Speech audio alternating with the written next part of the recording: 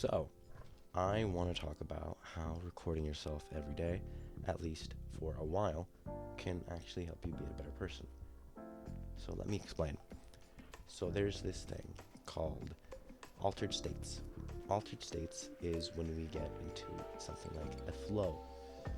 And by getting into that flow, over time, we are going to be entering moments where everything's clicking, everything's making sense, ideas are flowing effortlessly, and time just disappears.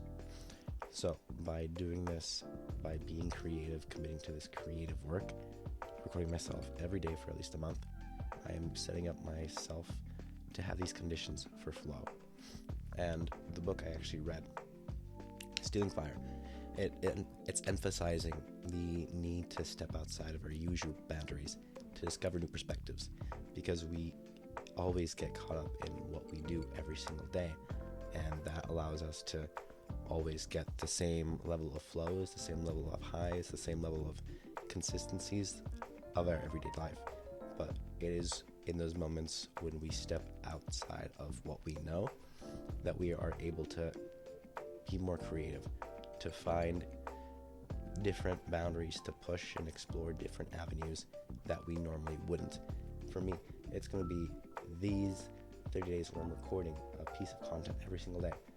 It's going to be very difficult, but this process is just going to be helping me explore my own altered states of understanding, because it is through doing this and through reflection that we are going to be getting a lot of information, a lot of insights about ourselves.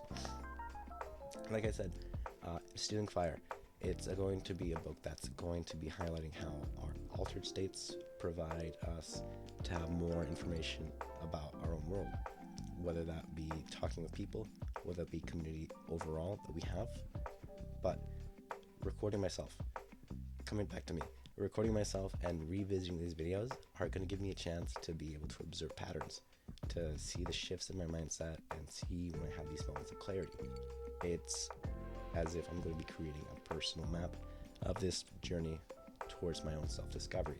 And again, I really recommend it because after reading that book, it seems clear to me. It's just a very nice opportunity to just take advantage of.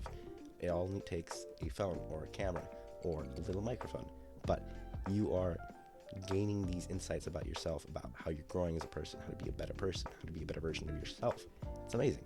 So, Stealing Fire, it's an amazing book.